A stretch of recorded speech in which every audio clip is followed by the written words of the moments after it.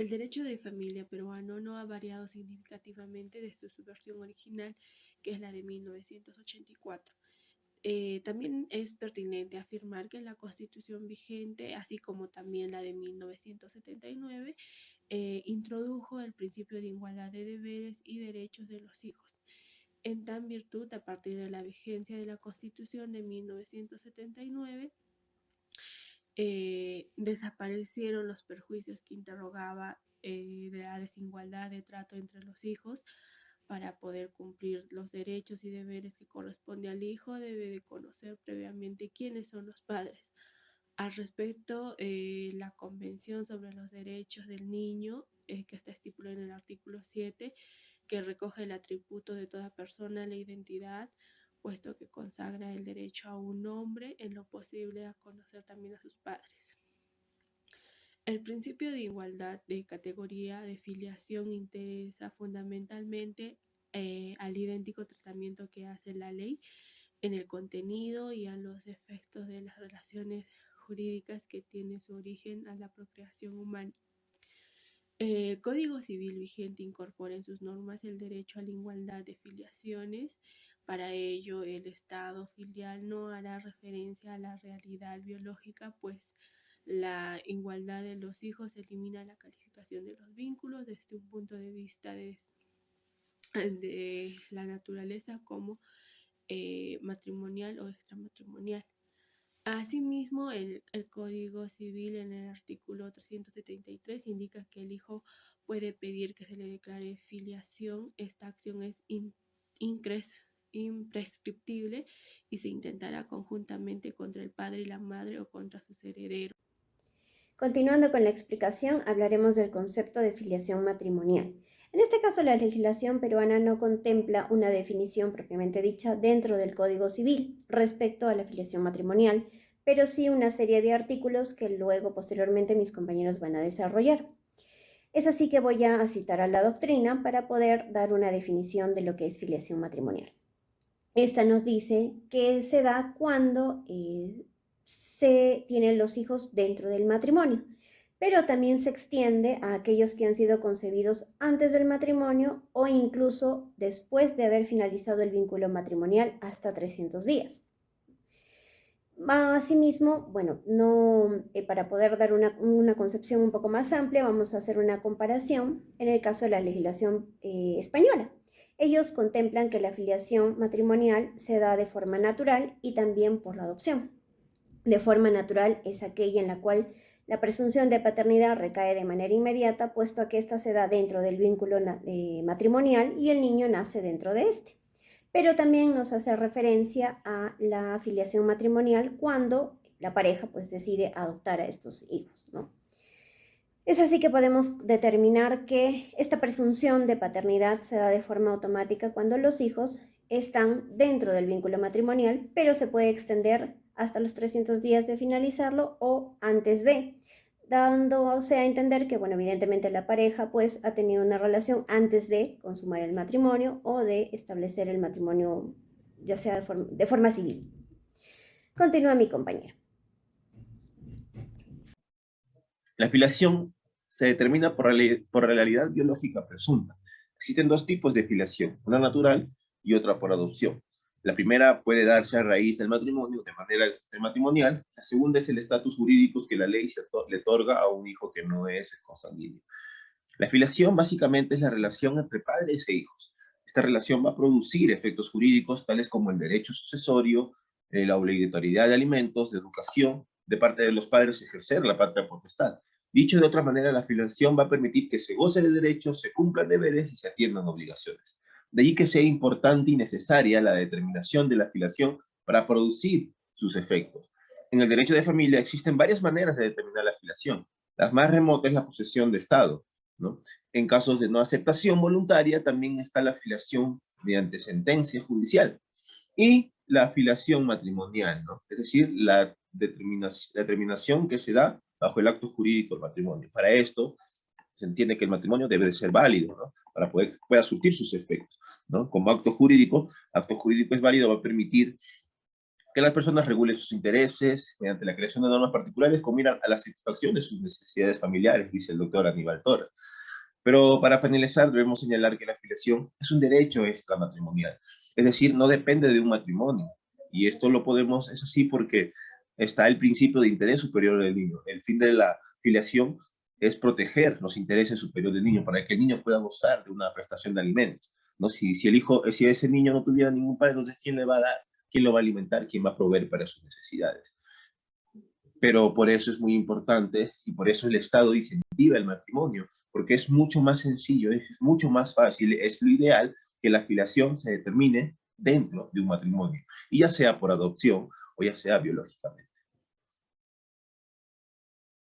Cuando nosotros mencionamos sobre el hijo nacido dentro del matrimonio, tenemos que mencionar que es aquel procreado dentro de un matrimonio como tal entre un varón y una mujer. Es así que nosotros hacemos referencia a la filiación. La filiación está determinada por la maternidad y por la paternidad, la cual, en ese sentido, crea un estado de filiación matrimonial. Asimismo, que esta misma figura es una relación jurídica entre padres e hijos o paterno-filial.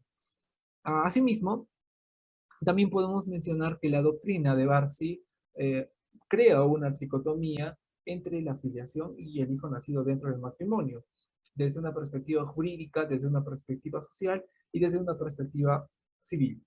Cuando nosotros hacemos referencia a lo jurídico, tenemos que mencionar exactamente a la ley.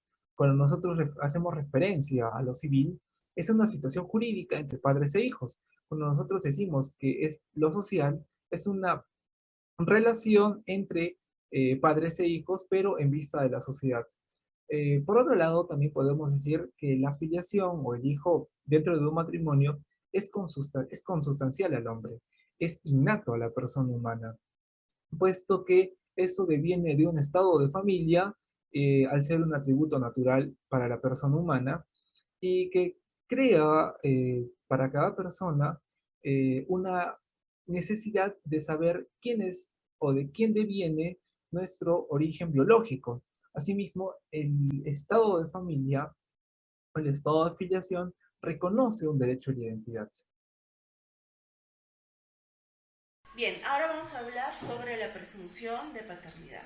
Se presume que el padre del hijo siempre va a ser el esposo de la madre, o en todo caso, si es que este hijo ha sido engendrado dentro de los 300 días después de la disolución del matrimonio y obviamente ha nacido en este periodo. Se presume su paternidad del esposo, del padre. También debemos mencionar y recalcar que siempre y cuando la mujer exprese que su ex esposo o su esposo no es el padre, la paternidad le corresponde al padre biológico. Este puede reclamar los derechos.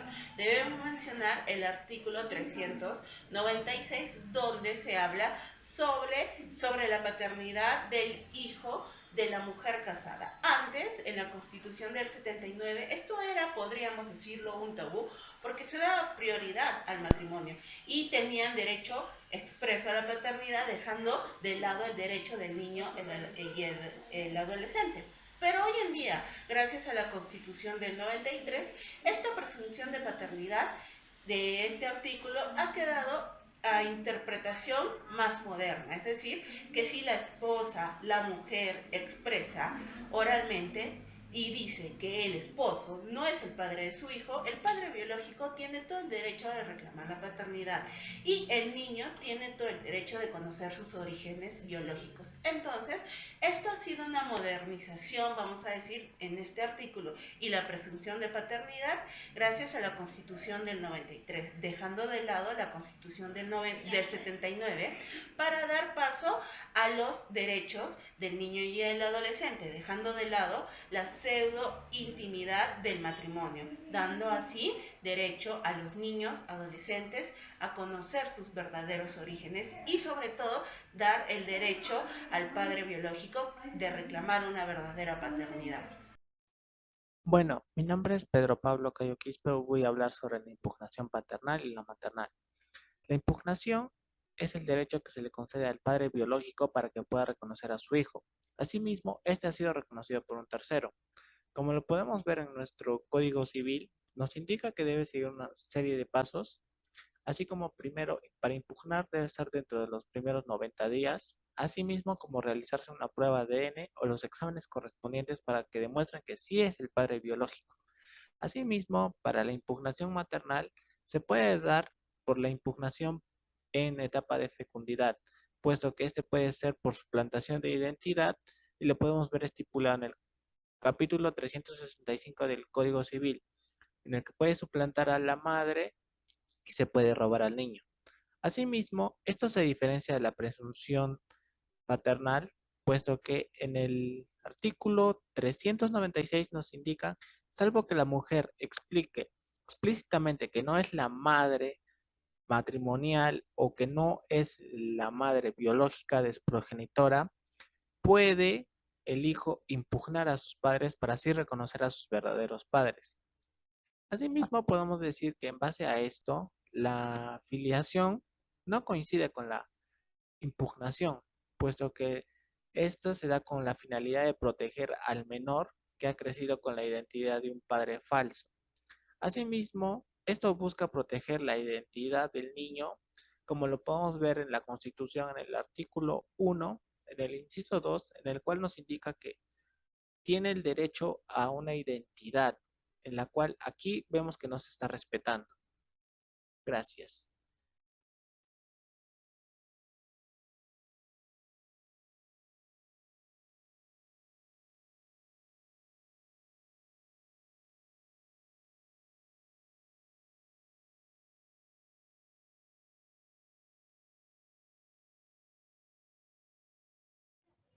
En el sentido jurídico, la filiación se refiere a una condición que se deriva de un vínculo del hijo con su progenitor.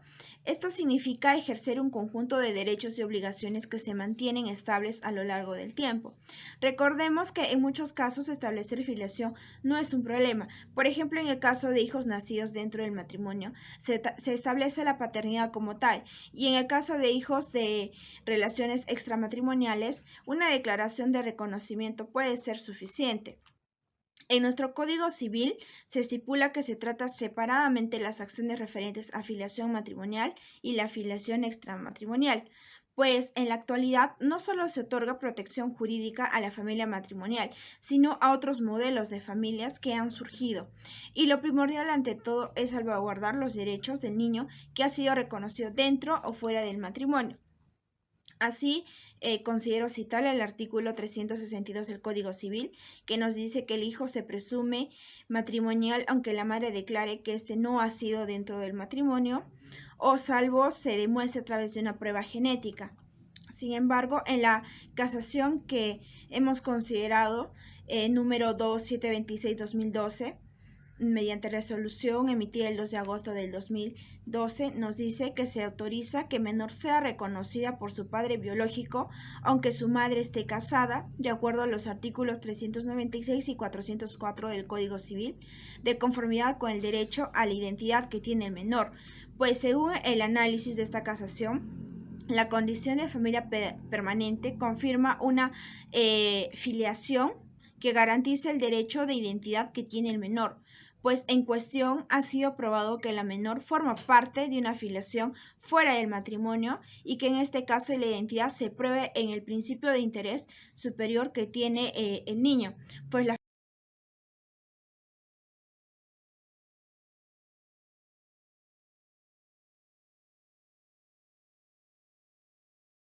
Seguiré con las conclusiones. En primer lugar, la filiación matrimonial es el vínculo que une al hijo con su progenitor, relación que despliega una serie de derechos y obligaciones.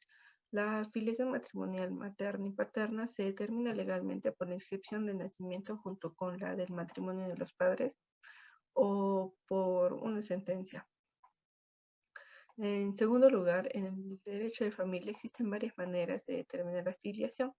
La más remota es la posesión de Estado. En casos de no aceptación voluntaria, la filiación se puede determinar mediante vía judicial. En tercer lugar, el tipo de filiación que la doctrina determina a los hijos nacidos dentro del matrimonio la prescribe como filiación legítima, que se explica que por el hecho de nacer en esa categoría, su reconocimiento es instantáneo. Es decir, que a diferencia de la extramatrimonial, su reconocimiento se supedita al proceso de aceptación del padre y se determina en la partida registral de su nacimiento. En cuarto lugar, la presunción de paternidad es el hijo nacido durante el matrimonio o dentro de los 300 días siguientes a su disolución. Asimismo, en el Código Civil peruano nos habla sobre esta presunción de paternidad. En quinto lugar, la impugnación de la paternidad se trata de un derecho concebido al padre biológico del hijo. En lo que respecta a la impugnación maternal, vemos que es similar a la impugnación paternal, salvo por algunas diferencias. Finalmente, en el sentido jurídico, la filiación se refiere a una condición que se deriva de un vínculo entre un hijo y sus padres. En muchos casos, establecer la filiación no es un problema. Por ejemplo, en el caso de hijos nacidos dentro del matrimonio, se asume la paternidad, según el artículo 365 del Código Civil. Gracias.